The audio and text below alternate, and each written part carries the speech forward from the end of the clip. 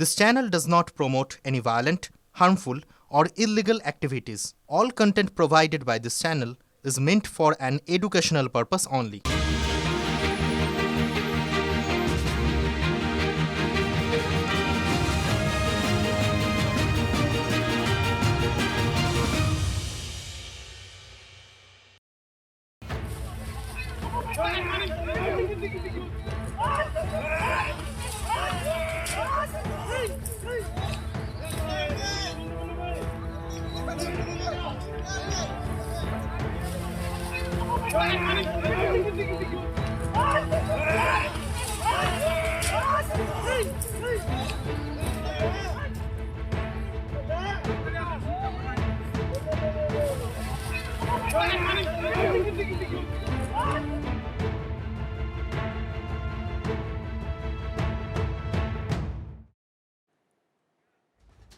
নমস্কার, টিভি9 বাংলায় আপনাদের স্বাগত জানাই। আমি ছোটকাটা শুভজিৎ। বঙ্গে ভোটের হাওয়া কি হাতির গায়েও লেগেছে? কেন বলছি? তার কারণ ঝাড়গ্রামের সাঁকরাইলে দুই দাঁতালের মারপিটে একেবারে রক্তারক্তি কাণ্ড। দেখছেন ছবি। বিনা যুদ্ধে 1 ইঞ্চি জমিও কেউ কাউকে ছাড়তে নারাজ। ভোটের উত্তাপে মারপিট বেঁধেই গিয়েছে। কমিশন পণ করেছে বিনা রক্তপাতে কোনো রকম হিংসা ছাড়া এবার তারা ভোট করাবে। শেষ পর্যন্ত পারবে তো তারা? রক্তারক্তি তো এখনই বেঁধে গিয়েছে। তৃণমূলের এক গোষ্ঠী আরেক গোষ্ঠীকে পেটাচ্ছে। ফাইনাল খেলার আগে এটা কি ওই প্র্যাকটিস ম্যাচ চলছে? দেখুন, এগুলো আমি পরে বলবো, তবে এই মুহূর্তে আমি এটুকু বলতে পারি, চারপাশ থেকে চাপে পড়ে তৃণমূল কংগ্রেসের কিন্তু রক্তচাপ বেড়ে গিয়েছে। আর এই চাপের মুখে তৃণমূল যাদের সমর্থন সব থেকে বেশি আশা করে সেটা হলো মুসলিম সমাজ। 26-এ কঠিন লড়াইয়ে বঙ্গের সেই মুসলিম সমাজকে এবার পাশে পাবে না তৃণমূল কংগ্রেস? প্রশ্ন রাখলাম। মুসলমানরা তৃণমূলের থেকে মুখ ফিরিয়ে নিচ্ছে কি? প্রশ্ন রাখলাম। মেদিনীপুর টাউন মুসলিম কমিটি প্রকাশ্যেই শাসক বিরোধিতা শুরু করে দিয়েছে।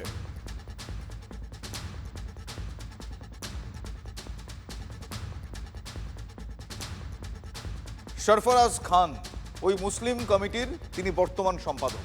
তার কথা শুনলে বুঝবেন তৃণমূলে মোহভঙ্গ হয়েছে। শুনুন। মুসলিম স্বার্থ রক্ষা কোথায় হচ্ছে আপনারা বলুন। আজকে 294টা সিট, তার মধ্যে 47টা সংখ্যালঘুকে দিয়েছে। তাও মুর্শিদাবাদ মালদা যেখানে না দিলে নয়। খড়গপুর গ্রামীণে 65% মুসলিম আছে, সেখানে কেন দেওয়া হলো না? ডেবরাতে একটা মুসলিমকে সেখান থেকে তুলে নেওয়া হলো। গড়বাতে প্রচুর মুসলিম সম্প্রদায় থাকে, সেখানে দেওয়া হচ্ছে না কেন? মানে সাম্প্রদায়িক সম্প্রীতি রক্ষা করার দায়িত্ব শুধু মুসলিমদের। মানে মুসলিমকে দিলে হিন্দুরা ভোট দেবে না, আর হিন্দুকে দিলে মুসলিমরা ভোট দিবে, এটা নেচার হয়ে গেছে। পশ্চিম মেদিনীপুরের 3টি বিধানসভা কেন্দ্রের কথা সরফরাজ বলছেন। খড়গপুর গ্রামীণ, ডেবরা এবং গড়বেতা। ডেবরায় গতবার হুমায়ুন কবির ছিলেন। হুমায়ুনকে মুর্শিদাবাদের ডোমকলে তৃণমূল কংগ্রেস তারপর নিয়ে গিয়েছে। ডেবরায় প্রার্থী করা হয়েছে রাজীব বন্দ্যোপাধ্যায়কে। রাজীব নিজেও যে খুব একটা খুশি হয়েছেন এমনটা কিন্তু নয়। মুসলিম সমাজের প্রত্যক্ষ বিরোধিতায় রাজীবের জন্য লড়াইটা অনেকাংশেই যে কঠিন হয়ে দাঁড়াবে বা দাঁড়াতে পারে সেটা পরিষ্কার। শুধু ডেবরা নয়, খড়গপুর গ্রামীণে শ্যামলী সর্দার এবং গড়বেতায় উত্তরা সিংহ হাজরাকে নিয়েও আপত্তির কথা ইতিমধ্যেই বলা হয়েছে। উত্তরা সিংহ হাজরা গড়বেতার সিটিং এমএলএ। আপত্তির জায়গা একটাই, পশ্চিম মেদিনীপুরের এই 3 কেন্দ্র সংখ্যালঘু অধ্যুষিত হওয়া সত্ত্বেও কেন মুসলিম প্রার্থী করা হলো না? পশ্চিম মেদিনীপুরে 15টা বিধানসভা সিটের মধ্যে 3টে সিট অন্তত মুসলিম সম্প্রদায়কে দেওয়া উচিত ছিল। ডেবরা বিধানসভা, খড়গপুর গ্রামীণ বিধানসভা এবং গড়বেতা বিধানসভা মুসলিম অধ্যুষিত, মাইনরিটি বেশি আছে সেখানে। মাইনরিটি সম্প্রদায় 100% ভোট দেয়, অন্য সম্প্রদায়ের ভোট 50-50 হয়ে যায়। তো আমরা যখন নিঃস্বার্থভাবে তৃণমূল সরকারকে ভোট দিয়ে জিতাচ্ছি, তো আমাদের একটা দাবি তো সবসময় থাকবে যে আমাদের কমিউনিটি থেকে মানুষকে দান করানো হোক। বামফ্রন্ট যখন সরকারে ছিল তখন কিন্তু খড়গপুর গ্রামীণটা বরাবরই মুসলিম সম্প্রদায়ের মানুষ দাঁড়াতেন, জিততেন, সেখান থেকে এমএলএ হতো। তৃণমূল সরকার আসার পর থেকে খড়গপুর গ্রামীণ বিধানসভা, যেটা মুসলিম অধ্যুষিত, প্রায় 70% পপুলেশন আছে, সেখানে কিন্তু কোনো মুসলিম সম্প্রদায়কে টিকিট দেওয়া হয় না। মোহভঙ্গ কেন বুঝতে পারছেন? বাম জমানায় খড়গপুর গ্রামীণে বরাবর সংখ্যালঘু প্রার্থী পেয়েছেন, তৃণমূলের 15 বছরে তা হয়নি। মুসলিম সমর্থন কি এবার তৃণমূল থেকে বামেদের ইভিএমে যাবে? খড়গপুর গ্রামীণে বামেরা এখনো তাদের প্রার্থী ঘোষণা করেননি। সরফরাজও বলছেন না তাদের ভোট এবার বামের ঘরে যাবে। শুনলেন তার বক্তব্য। খড়গপুর গ্রামীণ আসনটিতে তাহলে সংখ্যালঘু প্রার্থীর চেয়ে শাসক দলের ওপর এক প্রকার চাপ বাড়ানো হচ্ছে। এরপরেও কাজ না হলে তাদের প্রতিনিধি তারাই ঠিক করে নেবেন খড়গপুর গ্রামীণে সংখ্যালঘু প্রার্থী দাঁড় করাবেন তারা। আমাদের খড়গপুর গ্রামীণ একটা মুসলিম ক্যান্ডিডেট দিতে হবে, আর না দিলে আমরা মিদনাপুর টাউন মুসলিম কমিটির পক্ষ থেকে একজন মুসলিম ক্যান্ডিডেটকে দাঁড় করাবো এবং আমরা ঘরে ঘরে যাব, মানুষকে বোঝাবো, কোরআন শরীফ সঙ্গে নিয়ে যাব। এই হচ্ছে সুযোগ আমাদের। আমরা যদি এক হয়ে যাই, আমরা যদি এক হয়ে আমাদের ক্যান্ডিডেট জিতাতে পারি, তাহলে আমাদের মসজিদ আমরা রক্ষা করতে পারবো, আমাদের ঈদগাহ আমরা রক্ষা করতে পারবো, আমাদের কবরস্থানকে আমরা রক্ষা করতে পারবো। তৃণমূলের বিরুদ্ধে বিজেপির মূল অভিযোগই তো মুসলিম তুষ্টিকরণ, মানে যেটাকে তোষণ বলা হয়, মুসলিম তোষণ। আর সেই মুসলিম সমাজের কেন আজ এই মুহূর্তে দাঁড়িয়ে মনে হচ্ছে যে সংখ্যালঘু প্রার্থী না পেলে মসজিদ রক্ষা করা যাবে না? শুনুন। আমাদের এই মিদনাপুর বিধানসভার যিনি বিধায়ক ছিলেন 1.5 বছর ধরে, উপনির্বাচনে জিতলেন সুজয় হাজরা, একটা অত্যন্ত কমিউনাল লোক, সাম্প্রদায়িক লোক। 2013-তে মিদনাপুর শহরে যখন একটা দাঙ্গা হয়েছিল, তার মূল নেপথ্যে ছিলেন সুজয় হাজরা মহাশয়। গত বিধানসভাতে প্রতিবাদ করেছিলাম যে এরকম একটা সাম্প্রদায়িক লোককে আমরা দাঁড়াতে দেব না। বিধানসভায় জেতার পরে মুসলিম সম্প্রদায়কে উনি পুরোপুরি ভুলে গেলেন। তাহলে এমএলএর ভূমিকাটা কি এখানে? উনি আজকে ঘরে ঘরে ঘুরছেন, মুসলিমদেরকে লুঙ্গি দিচ্ছেন, শাড়ি দিচ্ছেন, ভাবছেন যে মুসলিমরা খুবই সস্তা, আবার ভুলে যাবে, উনি আবার এমএলএ হয়ে যাবেন, দিয়ে আবার আমাদেরকে জব্দ করবেন। কিন্তু আমরা সেটা হতে দেব না। মিদনাপুর টাউন মুসলিম কমিটি মিদনাপুর শহরের প্রতিটি ওয়ার্ডে, প্রতিটি মুসলিম মহল্লায় যাবে, কোরআন শরীফকে হাতে নিয়ে প্রতিটি মুসলিম ভাইদেরকে বলবে যেরকম একটা সাম্প্রদায়িক লোককে আপনারা ভোট দেবেন না, অন্য কাউকে দিন। এই সুজয় হাজরা মেদিনীপুর সাংগঠনিক জেলা তৃণমূল কংগ্রেসের সভাপতি। তৃণমূল কি এই দাবিটাও মানবে? আশা করি প্রার্থী বদলের কথা তৃণমূল এই মুহূর্তে ভাবছে না। মুসলিম সমাজের এই অসন্তোষগুলো তৃণমূলের বিরুদ্ধেই যাবে। দেখুন, তৃণমূল বাঙালি অস্মিতার কথা বললেও এবার ভোটটা হবে একটা তীব্র মেরুকরণের ভোট। সেখানে মেদিনীপুর টাউন মুসলিম কমিটি যদি সংখ্যালঘু প্রার্থী দেয় বা অন্য দলকে সমর্থন করে, তাহলে কিন্তু সেটা ডাইরেক্ট তৃণমূলের বিরুদ্ধে যাবে। বুঝতে পারছেন ইকুয়েশনটা, মনোভাবটা? ভোট কিছুটা হলেও কাটবে। শুধু তো এই সরফরাজ খান নয়, নওশাদের দল, হুমায়ুন কবিরের দল, আম জনতা উন্নয়ন পার্টি, মিম, আইএসএফ সবটাই কিন্তু শাসকের বিপক্ষে, অন্ততপক্ষে এখনো পর্যন্ত তাই পরিষ্কার। শাসকের মুসলিম ভোট ব্যাংকে সেক্ষেত্রে তারা ধস নামাতে প্রস্তুত বলে তারা কিন্তু হুঙ্কার ইতিমধ্যে দিয়ে ফেলেছে। পশ্চিম মেদিনীপুর জেলার কথা আপনারা ভাবুন, গতবার এই জেলায় 15টি আসনের মধ্যে 13টি তৃণমূল কংগ্রেস পেয়েছিল। খড়গপুর সদর আর ঘাটাল ছিল সেক্ষেত্রে বিজেপি, মানে এই দুটো। মুসলিম সমাজের বিরোধিতায় যদি একটি বা দুটি আসন কমে, লড়াইটা শাসক দলের জন্য, তৃণমূল কংগ্রেসের জন্য বেশ কঠিন হবে।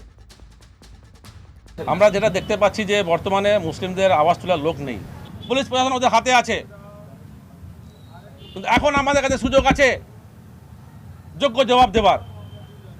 আমরা একটা কথাই বলছি, যেখানে মাইনরিটি বেশি আছে সেখানে মুসলিম ক্যান্ডিডেট দেওয়া হোক, কারণ আমাদের ব্যথা আমরাই বুঝতে পারবো। আমরা যদি প্রার্থী যদি চেঞ্জ না হয়, আমরা মিদনাপুর বিধানসভায় প্রার্থী দেবো, খড়গপুর গ্রামীণে প্রার্থী দেবো। আমরা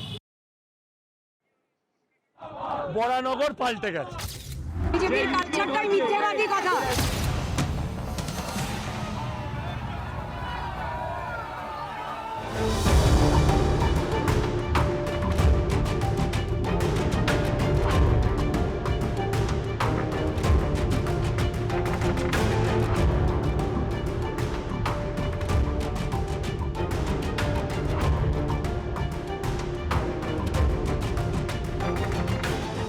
ভোট যুদ্ধে নামার আগে গা গরমে তৃণমূল কি হিংসার প্র্যাকটিস ম্যাচ শুরু করে দিল?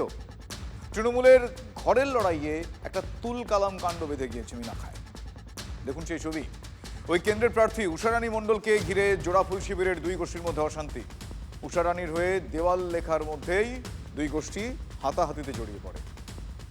আব্দুল খালেক মোল্লার অনুগামীরা কটূক্তি করলে উষারানীর শিবির পাল্টা জবাব দেয়। তর্কাতর্কি থেকে হাতাহাতি শুরু হয়। শাসকের ঘরের লড়াইয়ে হাসপাতালে ভর্তি হতে হয় তিনজনকে। দেওয়ালে চুন টানতে গিয়েছিলাম আগামীকাল থেকে আমরা দেওয়ালটা লিখবো বলে, এবং হঠাৎ পরিকল্পনা মাফিক হাতেম মোল্লার গ্রুপ এবং রৌফ মোল্লার গ্রুপ এসে ওখানে পিছন দিক দিয়ে অন্তত 150 ছেলেপিলে নিয়ে এসে হঠাৎ আমাদের উপরে আক্রমণ করে এবং কয়েকজন আমাদের আহত হয়েছে মিনাখা গ্রামীণ হাসপাতালে, তাদেরকে নিয়ে আসা হয়েছে।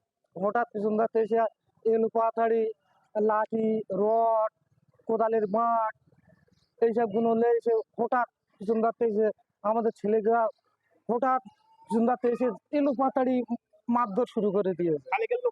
হ্যাঁ, খালেকের লোক মারধর করেছে। ওনারা মেম্বার ঠিকই, তবে ওনারা আইএসএফ এর ছেলেপিলে দিয়ে এসে আমাদের উপরে আক্রমণটা করায়। যদি অ্যান্টি সোশ্যালদের নিয়ে কেউ রাজনীতি করে না, তাদের এরকমই হয়, নিজেদের সঙ্গে খুনাখুনি হয়, আর সেটা সারা পশ্চিমবাংলায় হবে।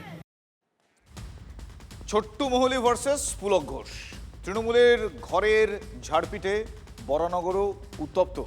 অভিযোগ, তৃণমূল নেতাকে ছোট্টু তাকে বাড়ি থেকে পাড়ার ক্লাবে তুলে নিয়ে গিয়ে বাঁশ রড দিয়ে পেটানো হয়েছে। এটা অভিযোগ। আলমবাজারের ছোট্টু কাউন্সিলরের অনুগামী বলেই এলাকায় পরিচিত। পুলক ঘোষ নিজের শিবিরের লোককে কেন পেটালেন আসুন শুনি তারা কি বলছেন। আমরা তৃণমূলের পতাকা লাগিয়ে আমরা বাড়ি গেলাম। ততক্ষণে আমাদেরকে আধ ঘন্টা পর 11টা সাড়ে 11টা নাগাদ আমাদেরকে একটা ফোন আসে কি তোদের সেক্রেটারিকে ক্লাবে ঢুকিয়ে মারছে। কে মারছে? পুলক ঘোষ। কি করে উনি? উনি টিএমসি করে। আচ্ছা, আমরা পিতা মুখার্জি আমাদের ওয়ার্ড কাউন্সিলর, আমরা তার পিছনে আমরা কাজ করি। সামনের দিকটা একটা বস্তি আছে, ওখানে বোধহয় ছোটু মহলির নামে একটা আমি অভিযোগ পেলাম যে ও কোনো মিটারকে কেন্দ্র করে, লাইনের মিটার যেটা ভাড়া দেয় বোধহয়, ওটা কেন্দ্র করে কোনো মহিলাকে কোনো ছেলেকে মেরেছে। তো ওরা ক্লাবে এসেছিল, আমরা বললাম আজ ঈদের দিন, আজকে আমরা কিছু করতে পারবো না, আজ সবাই ব্যস্ত আছে, অন্যদিন আসুন দেখছি। এর বাইরে আমরা কিছু জানি না, মারধর কেন করতে যাবো। বিজেপির সঙ্গে সংঘাত রয়েছে, এরপর আবার নিজের ঘরের লাঠালাঠি। কিভাবে পরিস্থিতি ম্যানেজ করবেন শান্তিকা বন্দ্যোপাধ্যায়? নিজের কাজ প্রমাণ করার সুযোগ দিন। সবাইকে অনুরোধ করছি, আশীর্বাদ করবেন, বড়রা আশীর্বাদ করবেন। পাশে থেকে প্লিজ সবাইকে অনুরোধ করছি, আসন্ন বিধানসভা নির্বাচনে জোড়াফুলে ভোট দিয়ে মমতা বন্দ্যোপাধ্যায়ের পক্ষে আপনারা থাকুন। মমতা বন্দ্যোপাধ্যায়ের উন্নয়নের ধারা অব্যাহত রাখুন। বরানগরকে আরো উন্নয়নে সাজিয়ে তুলতে সাহায্য করুন। মমতা বন্দ্যোপাধ্যায়ের পক্ষে আপনারা থাকুন। মমতা বন্দ্যোপাধ্যায়ের হাত শক্ত করুন। আপনাদের কাছে আসছি মানে আমি বলবো না আমি সব করে দিয়েছি 1.5 বছরে, সেটা সম্ভব ছিল না। 1.5 বছরে যতটুকু সম্ভব ছিল, রাস্তা, আলো, আপনারা এই সমস্ত রাস্তা দেখছেন নতুন করে ঢালাই হয়েছে। শনিবারের পর রবিবার আবার উত্তপ্ত বরানগর। বিজেপির প্রতিবাদ মিছিলে বাধা দেওয়া হয়েছে, অভিযোগ এমনটাই। পাল্টা প্রতিরোধ পদ্মকর্মীদের। তৃণমূল বিজেপি তুমুল বচসা, মুখোমুখি তৃণমূল বিজেপি তুঙ্গে উত্তেজনা। আমার সহকর্মী অনন্ত চট্টোপাধ্যায় এই মুহূর্তে আমার সঙ্গে টেলিফোন লাইনে রয়েছেন। অনন্ত, কি নিয়ে মূলত এই সমস্যা হয় তাদের মধ্যে? মূলত যখন তাপস রায়, সুকান্ত মজুমদার, সজল ঘোষের সমর্থনে দর্জিপাড়া দিয়ে যখন বরানগর দর্জিপাড়া দিয়ে মিছিল নিয়ে যাচ্ছিলেন, তখন রাস্তার পাশে দাঁড়িয়ে থাকা তৃণমূল কর্মীরা তারা জয় বাংলা স্লোগান দেয় এবং তাপস রায়কে বহিরাগত বলা হয়। তারপরেই এই উত্তেজনা ছড়ায় এবং এই উত্তেজনা ছড়ালে তখন দুই পক্ষই পাল্টা স্লোগান দিতে থাকে এবং পুলিশ সঙ্গে সঙ্গে তারা ছুটে এসে পরিস্থিতি নিয়ন্ত্রণে আনার চেষ্টা করে। বেশ, ধন্যবাদ অনন্ত।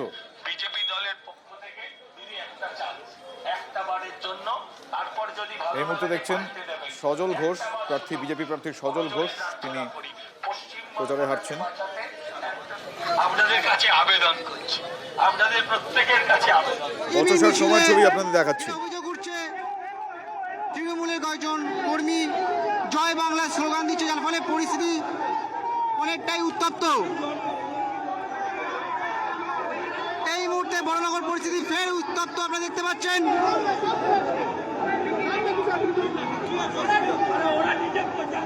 তাপস রায় এবং সজল ঘোষকে দেখে জয় বাংলা স্লোগান এবং সজল ঘোষ এবং তাপস রায় এখানেও জায়গা নেই সেটা বলছেন। জেলায় ভোট প্রচারের আগে নিজের গড়ে কর্মী সভা মমতা বন্দ্যোপাধ্যায়ের ভবানীপুরের 8টি ওয়ার্ডের কাউন্সিলরদের নিয়ে তার বৈঠকে উপস্থিত সুব্রত বক্সী, ফিরহাদ হাকিম, দেবাশিস কুমার। মমতা বন্দ্যোপাধ্যায় ডাকা বৈঠকে উপস্থিত ভবানীপুরের সব বুথের কর্মীরা। সৌরভ গুহ আমার সহকর্মী এই মুহূর্তে রয়েছেন আমার সঙ্গে টেলিফোন লাইনে। সৌরভ, এখনো পর্যন্ত এই বৈঠক সংক্রান্ত আর কি আপডেট, কি নির্যাস এখনো পর্যন্ত এই শুরুর কর্মী সভা? দেখো, এই বৈঠকে প্রথম বক্তব্য রাখেন অভিষেক বন্দ্যোপাধ্যায় এবং তার প্রথম বক্তব্যে তিনি কিন্তু 60,000-এ ভবানীপুর জেতাতে হবে তার লক্ষ্যমাত্রা ধার্য করে দিয়েছেন এবং 231টি বুথে তৃণমূল কংগ্রেসের লিড ছিল, সেই লিডকে আরো ছাপিয়ে যেতে হবে। আরো এক ধাপ এগিয়ে অভিষেক বন্দ্যোপাধ্যায় বলেছেন যে কলকাতার মধ্যে প্রথম করতে হবে ভোটের মার্জিনে প্রথম করতে হবে ভবানীপুরকে, বিজেপির কাছে আমরা কোনোভাবেই মাথা নত করব না।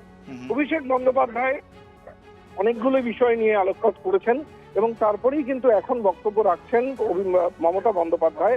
মমতা বন্দ্যোপাধ্যায় তার বক্তব্যের মধ্যে প্রথমেই যেটা বলেছেন, প্রধানমন্ত্রীকে আক্রমণ করেছেন। বলেছেন যে বিজেপি একটি মন্দির করেছে, সেখানে রাষ্ট্রপতিকে আমন্ত্রণ জানায়নি কারণ উনি আদিবাসী বলে।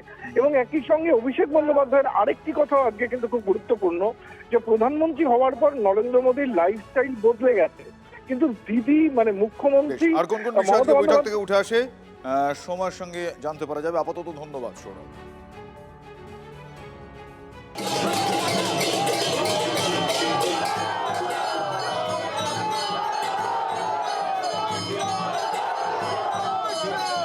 আপনারা এখানে যারা আছেন সব বিজেপি,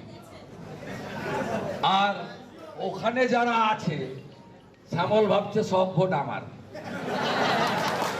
প্রত্যেক দিন সকালবেলা 7টার আগে 20টা তৃণমূলের ফোন পাই আমি, সব আইফোন, ফেস টাইম, ধরার কোনো সুযোগ নাই।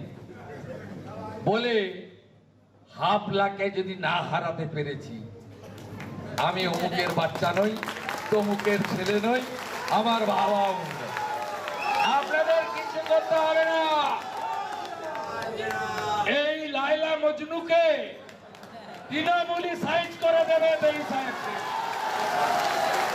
কিছু করতে হবে না। আপনারা শুধু ভোট এজেন্ট দিয়ে ঠিকঠাক করে রাখুন। আচ্ছা, মীনাক্ষী আগুনে কি এমন ঘি ঢাললেন যে প্রধানমন্ত্রীকে তুই তোকারি করতে অভ্যস্ত প্রবীণ এমপি উত্তরপাড়ার সিপিআইএম প্রার্থী আর তার দলকে একেবারে ছেড়ে কাপড় পরালেন? আপনাদের কিছু অঙ্ক দেখাবো, তাহলে সব জলের মতো পরিষ্কার হয়ে যাবে। 2021-এর বিধানসভা ভোটে উত্তরপাড়ায় তৃণমূল প্রার্থী কাঞ্চন মল্লিক জিতেছিলেন 35,989 ভোটের ব্যবধানে। কিন্তু 2024-এর লোকসভা ভোটে তৃণমূল প্রার্থী কল্যাণ বন্দ্যোপাধ্যায় উত্তরপাড়া বিধানসভা এলাকায় মাত্র 9,040 ভোটের ব্যবধানে এগিয়েছিলেন। 2021 সালের ভোটে সিপিএমের ভোটার কমেছিল 17.18%, আর বিজেপির ভোট বেড়েছিল 16.44%। এখানেই আসল খেলা। 2024 লোকসভা ভোটে তৃণমূলের ভোট 93,878 থেকে কমে হয়েছিল 75,438। বিজেপির ভোট 57,889 থেকে বেড়ে গিয়ে হয়েছিল 71,947। বুঝুন, 57,000 থেকে বেড়ে 71,000। ফলে কল্যাণের অঙ্কটা পরিষ্কার, জলবত্তরণ। মীনাক্ষী এবং সিপিএমকে আক্রমণ করায় ভোটাররা যদি ভাবেন তৃণমূলের মূল শত্রু সিপিএম, তাহলে তৃণমূল বিরোধী ভোটের একটা অংশ বিজেপিতে না গিয়ে সিপিএমে যেতে পারে। আর তাতে যদি সিপিএম থেকে বিজেপিতে চলে যাওয়া ভোটের একটা অংশ সিপিএমে ফিরে আসে, তাহলে তৃণমূলের লাভ বলবো না, বলবো কেল্লা ফতে। প্রাক্তন মন্ত্রী অশোক ভট্টাচার্যের কথায় কি তাহলে তৃণমূল কংগ্রেস কোনোভাবে অক্সিজেন গ্যাদার করছে, অক্সিজেন পাচ্ছে? দুঃখের সাথে এই কথাটা বলতে হয়, আপনাদের সামনে এই কথাটা বলছি। বহু বামপন্থী মানুষরা গত তিনটে নির্বাচনে তৃণমূল কংগ্রেসকে হারানোর নাম করে তারা গিয়ে বিজেপিকে ভোট দিয়েছে। কোনো ভোটেই না, এই ভুলটা করবেন না কখনো। তো অশোকদা বলেছেন উনি যে গত 3টে নির্বাচনে আমার তৃণমূলকে হারাতে গিয়ে আমাদের ভোট বিজেপিতে গেছিলো, এটা করতে দেওয়া যাবে না, আমরা ঘুরে দাঁড়াবো। তো সেটা সিপিআইএম তাদের মতো চেষ্টা করছে, তাদের দল, এখানে আমার বলার কিছু নেই। তৃণমূল তো এক্সপোজ হয়েইছে, তৃণমূলের একটা বিরাট অ্যান্টি ইনকামবেন্সি আছে ভীষণভাবে, মানুষ তৃণমূলকে যদি চায় না, কিন্তু বিজেপি সম্পর্কেও মানুষের বিজেপিটা এক্সপোজ হয়ে গেছে কয়েক বছরের মধ্যে। বামের ভোট রামের ভোট বলে কিছু হয় না, ভোটাররা কারো কৃতদাস নয়, এটা জেনে রাখবেন। এটা পরিকল্পিতভাবে মেন স্ট্রিম মিডিয়া তারা প্রচার করে। 19 সালে যখন লোকসভা নির্বাচন হয় সেই সময়তে প্রচুর ভোট, বামপন্থীদের প্রচুর ভোট নষ্ট হয়েছিল এবং আমাদের প্রায় 22-23% ভোট বিজেপি দিকে চলে গেছিল। মানুষ তার জীবনের অভিজ্ঞতার ভিত্তিতে বিভ্রান্ত হয়েছেন, বামেদের ভোট না দিয়ে বিজেপিকে ভোট দিয়েছেন, কেন প্রচারে তারা বিশ্বাস করেছিলেন বিজেপি একটা বিকল্প হতে পারে। এখন মানুষ দেখছেন বিজেপি আর তৃণমূল উভয়ই অন্ধকারের যাত্রী, মানুষ তাই আলোয় ফিরে আসবে। সেটা তৃণমূলকেও কিন্তু কিছুটা অক্সিজেন দেবে, তার কারণ বিজেপির ভোট কমবে। সেটা অঙ্কের অনেক হিসাব আছে, আমি অত ডিটেলে যাচ্ছি না। এই হিন্দু মুসলমানের মধ্যে আমাদেরও ঢুকতে হবে, কোনো মতই ঢুকবো না। মৃত্যুর আগের পর্যন্ত এই রাজনীতির একেবারে বিরোধিতা করে যাব, লড়াই করে যাব। শুনলেন আপনারা প্রবীণ সিপিআইএম নেতা অশোক ভট্টাচার্য, তিনি কি বলছেন, আমি তাকে কোট করি। তিনি বললেন যে মৃত্যুর আগে পর্যন্ত হিন্দু মুসলমানের রাজনীতিতে কখনো ঢুকবেন না তিনি। আর নবীন মীনাক্ষী, তিনি যজ্ঞের আগুনে ঘি ঢাললেন, আর সেই আগুনে বিজেপির ভোট ব্যাংক পুড়লে কার লাভ হবে? তৃণমূলের। ওই যে অঙ্ক। কিন্তু তাদের ঘরেও তো ক্ষোভের আগুন জ্বলছে, সেটা সামলাবেন কিভাবে? উত্তরপাড়া বলাকা মাঠে বিধানসভা এলাকার কর্মীদের নিয়ে সভা করলেন সাংসদ কল্যাণ বন্দ্যোপাধ্যায়। উত্তরপাড়া পুরসভার তৃণমূল কাউন্সিলর তাপস মুখোপাধ্যায়ের অভিযোগ, সেখানে যুব তৃণমূল কংগ্রেসের রাজ্য সম্পাদক শুভদীপ মুখোপাধ্যায়ের নামও উচ্চারণ করা হয়নি। জেলা ছাত্র পরিষদের সভাপতির ক্ষেত্রেও তাই হয়েছে, ফলে ক্ষোভ বুঝতে পারছেন। শুভদীপ মুখার্জি, ও তো রাজ্য তৃণমূল যুব কংগ্রেসের সাধারণ সম্পাদক, তার নামটাও একবারও অ্যানাউন্স করা হলো না। সেই জায়গায় জেলার যুব সভাপতি সে বক্তব্য রাখলেন। যখন জেলার যুব সভাপতিকে মঞ্চে তোলা হলো, ছাত্র পরিষদের সভাপতিকে মঞ্চে তোলা হলো না। সিপিএম এর ক্যাপ্টেন যজ্ঞের আগুনে ঘি ঢালছেন, দেখালাম সেই ছবি। না, অবাক হওয়ার কিছু নেই, ভোট বড় বালাই, ভোট বলে কথা, আর ভোটারের মন ভেজাতে কত কি না করতে হয়। এই যেমন ধরুন দুবরাজপুরের বিজেপি প্রার্থী অনুপ সাহা, তিনি দেখিয়ে দিলেন প্রচার কাকে বলে। দেখাবো আরো একবার আপনাদের।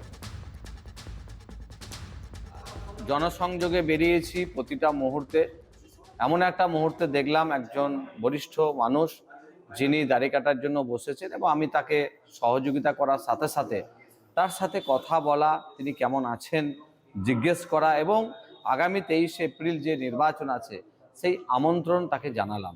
এরকম অনেক অভিনব মাধ্যম আছে যেটা আমার মনে হয় করা উচিত, আর সেটাই একটা মাধ্যম আমি করেছিলাম। যে কোনো মানুষ যখন যে মুহূর্তে থাকে সেই মুহূর্তে আপনি যখন যোগাযোগ করা যাবে তখন সেটাই মাধ্যম হওয়া উচিত। দেখলেন ছবিটা, প্রার্থী অনুপবাবু দাড়ি কেটে দিচ্ছেন, অন্য আরেকজন তিনি আবার হাড়ি ভাঙতে গিয়ে ফেঁসে গেলেন এক প্রকার। তার প্রতিদ্বন্দ্বী তৃণমূলের নরেশ বাউরি, দেখুন তিনি প্রচারে গিয়ে কি করছেন। বিজেপি হাড়িটা তো ভেঙেই গেছে, কারণ মমতা ব্যানার্জি অলরেডি ভেঙে দিয়েছে। আর বিজেপি কে বলছে আমি বাচ্চাদের সঙ্গে ঈদের শুভেচ্ছা বিনিময় করতে, এবং আমি হাড়িতে ভেঙেছি, ভুল দেখেছি, পুরো হাড়িটাই ভাঙা গেছে। ছবিতে দেখা গেল যে হাড়িটা ভাঙেনি, কিন্তু ভোটের আগে সব মায়া। সবাই দেখলেন হাড়ি ভাঙলো না, কিন্তু তৃণমূল প্রার্থী বলছেন কি হাড়ি ভেঙেছে। বিজেপি প্রার্থী অনুপের কাণ্ড দেখে লোকসভা ভোটের আগে আরও একটা ছবি মনে পড়ে গেল। আমি জানি আপনারা ধরতে পেরেছেন, না আরও একবার দেখি চলুন। ইন্দুপুর ব্লকের কেরালা গ্রামে প্রচারে গিয়ে বিজেপি প্রার্থী কেন্দ্রীয় মন্ত্রী সুভাষ সরকার চেয়ারে বসে থাকা এক ভোটারের সারা গায়ে জল ঢেলে দিয়েছিলেন, মানে স্নান করিয়ে দিয়েছিলেন। তারপর অম্লান বদলে বলেছিলেন প্রবল তাপপ্রবাহ চলছে, দেখলাম একজন গাছতলায় চেয়ারে বসে আছেন, সামনে এক বালতি ঠান্ডা জল, মনে হলো তার স্নান করার ইচ্ছে হয়েছে, তাই স্নান করিয়ে দিলাম। নেতারা যদি সারা বছর এরকম মনোভাব নিয়ে চলতেন তাহলে এই পৃথিবীটাই পাল্টে যেত। ভোটারদের মনের কথা বুঝে নিয়ে তারা যদি কষ্ট মেটানোর এরকম চেষ্টা করতেন না, উফ কি ভালো পৃথিবী হতো, কল্পনাতীত। এই যেমন ধরুন ভোট প্রচারে বেরিয়েছিলেন আরামবাগের সিপিআইএম প্রার্থী বিথিকা পণ্ডিত, তার নাম। একটু বৃষ্টিতেই আরামবাগ মেডিকেল কলেজের সামনে জল জমে যায়।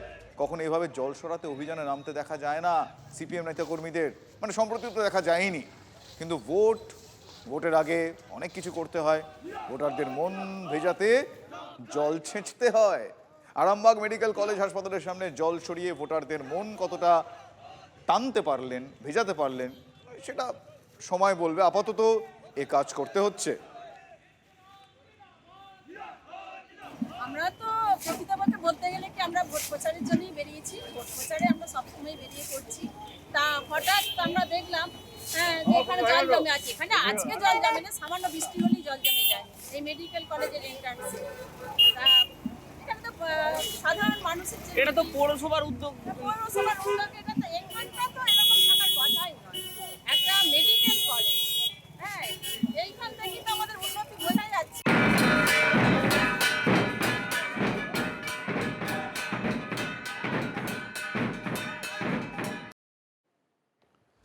সিপিআইএম জমা জল সরাচ্ছে। ব্যারাকপুরের তৃণমূল প্রার্থী রাজ চক্রবর্তী তিনি আবার ব্যান্ড বাজাচ্ছেন। অন্যদিকে আবার খঞ্জনি বাজিয়ে ঘাটালের বিজেপি প্রার্থী শীতল কপাট ঘুরছেন। ভোটের আগে প্রচার চলছে, প্রচার।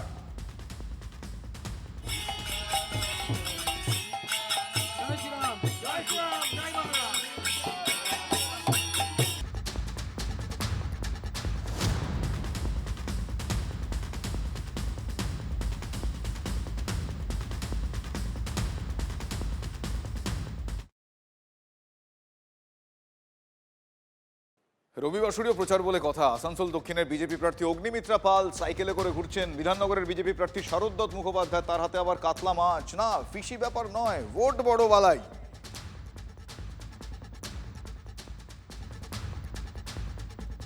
অন্যদিকে প্রচারের ফাঁকে দেখছেন বিরোধী দলনেতা বিজেপির মুখ শুভেন্দু অধিকারী, তার পাতেও কিন্তু সেই মাছ, স্পষ্ট বার্তা, মাছে ভাতে বাঙালি ছিল, আছে, বিজেপি এলেও থাকবে, এমন একটা বার্তা দেওয়ার চেষ্টা।